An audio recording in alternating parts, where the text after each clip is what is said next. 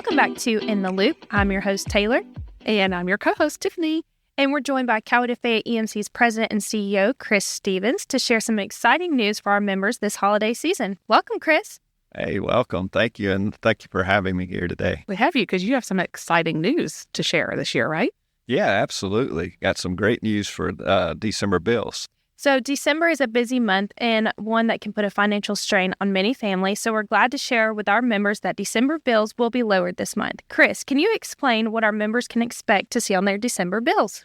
Sure. So fortunately this year we've had a great year. Our fuel cost for generation of electricity has been a little bit less than what we budgeted. And then also True Natural Gas had a great year and was able to give back to the sole shareholder, Coweta-Fayette EMC, a dividend payment of $1.4 million. And basically, we're going to be able to apply that, the lower fuel cost and the dividend payment back to our members. So we're going to give back. And so what we're looking at this year is a reduction, one-time reduction of an additional 30 mils, which means about $30 for every 1,000 kilowatt hours you use on top of the existing 3.5 mils that we're doing. So put that in perspective, in the month of December, our members could expect, if you use 1,000 kilowatt hours, you're going to see a total reduction of about $33.50 on your power bill. So what a great opportunity for us to be able to do that in the position we're in. So, yeah, that's a big, and most of our members are probably usually around 1,800 to 2,000 kilowatt hours. So that's a really big savings. Yeah, I would say the average bill probably be around, for those who use natural gas for heating, it's probably around 1,000. Those total electric around 1,500 or so for the months. Yeah. I'll definitely buy a holiday turkey or ham. Absolutely.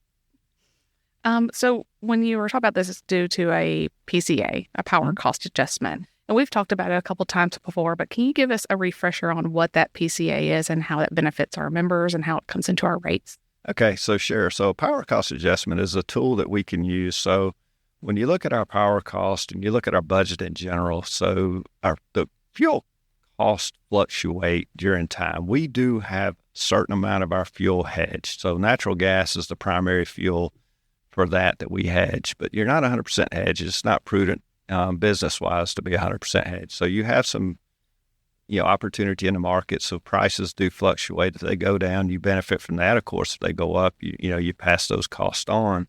And so when we set our budget for the year, basically it's based on our forecasted fuel cost. And as they change, we change our power cost adjustment to help offset that. So this year, as you see, power costs have been a little bit less all year long. So we were able to lower early on our power cost adjustment by 3.5 mils simply because our power cost budgeted have been lower. The actual cost has been lower than budget. And this isn't the first time we've been able to help our members save with the PCA, correct? No, it's not. In fact, of course, it can go the other way, as we know, as fuel costs can escalate. But that's the beauty of a co-op. We are not for profit. So anytime we see the opportunity where we can give back to our members, certainly we're going to adjust that down. So it's not the first time we've been able to do this. So our members will see that PCA, so $3.50, and then the $30, but that is separate. That is from the dividend from True, correct? Well, it's a combination of both. It's actually just for the fact that we have some lower power costs throughout the year. Our margins are a little bit better, and it's also has to do with our operations in general. So some of our expenses have been less. So instead of carrying those margins, we're able to return that back. So the dividend payment plus some of those excess margins we're reducing as a result of this one-time bill credit. And it's going to be a special line item on the bill. So you'll see that. It's in addition for residential customers. It's in addition to the power cost adjustment that you see. So you'll see actually a separate line item this month only for 30 mils or 0.03 times the kilowatt hours that you consume for the month. And then that's how you'll be able to calculate your savings. And on your bill, you'll see that highlighted as an energy credit. And this is just another example of the co-op difference, right? Absolutely. Like I said, we're non-for-profit. So anytime we have the opportunity to give back, we certainly will. And we had mentioned, you had mentioned this is in part due to True. And so go back to planning, like True has been we've owned True as a subsidiary for about 20 years. So, and now this is coming back in a big way with this large credit to our members. Okay, explain a little bit more about that relationship with True and how that does impact our members. Absolutely. So True Natural Gas was formed as a result of the deregulation of the natural gas industry in Georgia. And Coweta-Fayette EMC's board of directors elected to start a for-profit subsidiary with the sole purpose of benefiting our members. And so this is a for-profit entity, and we can sell gas to anywhere in the state of Georgia where Atlanta Gas Light has pipelines. So we're a marketer. So, but what does that mean is basically we're responsible for selling the gas and getting the gas, buying the gas and getting it to the meter. AGL maintains the line, so we don't really own any infrastructure. But the beauty of that is the fact that it is a for-profit entity, and then those margins we can actually utilize, and True will actually pay us a dividend based on their income, and then we can apply that back to our members' rates. And that's exactly what we've done. We've actually have given back over time close to $5 million, but this is the most significant dividend payment that we receive. And fortunately, True Natural Gas has finally gotten into position as they've grown, and hopefully we'll be able to see more years like that in the future. This is just a great way to end the year for our members. And so what's on the table for 2026?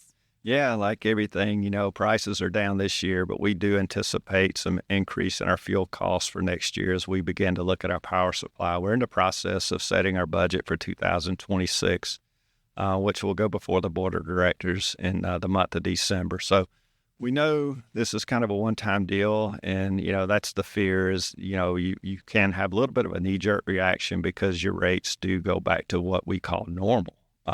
We've passed the savings on, and we've taken the opportunity for the month of December with lower cost of energy plus the dividend payment and apply that in December. So it'll return the PCA, power cost adjustment, will return back to normal. So it'll be at near zero or just above, based on our 2026 budget.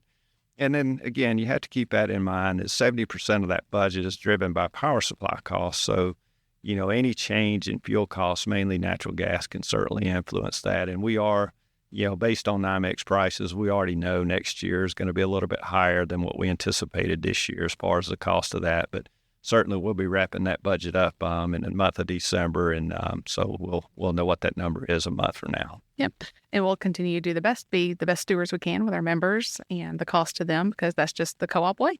Absolutely. We'll continue to monitor that, and assuming, we reset the PCA back to zero or near zero, certainly if there's an opportunity to lower it and fuel costs go down, and hopefully if it's a warm winter, then that means fuel costs usually go down. But supply and demand, like everything else, we'll see how that goes. But certainly we'll be looking out for our members to make sure we take care of them and again, get back where we can. Well, with that in mind, with costs possibly going up next year, is there a reason why we can't spread this $30 to help bills throughout the year, or is it just a kind of one-time deal? So great question. And our calendar year runs from January 1st through December 31st. And so being a nonprofit, any excess margins we have, we carry forward, we actually assign in the form of patronage capital. And what we do with those funds is we actually build plant. And then eventually in the future, we're on a 20-year cycle, our board of directors will approve the retirement of that patronage capital, and we return it back to our members. And in fact, we did that back in October of this year, where we returned actually $4 million. So instead of carrying those forward this year, we're actually going to do a one-time bill credit and reduce some of those margins. We'll still have some margins to make sure we meet our loan covenants, but such that we're not carrying any excess margins above and beyond what we really need. We're actually going to do a one-time bill credit this month and then return that back to the members who actually paid into that this year. And that, what you're talking about, the returns are the capital credits. That's what we usually call them. It would be in the form of capital credits or patronage capital. That's correct. Okay. And it's a good little holiday gift. What a great time to give back. Yep. Well, thank you so much, Tiffany and Chris, for joining me on this episode. And that's a wrap on this episode of In the Loop. As we head into the holiday season, we hope your days are warm, your lights stay bright, and your moments are filled with joy. From our Coweta-Fayette EMC family to yours, Merry Christmas, and we'll see you next time.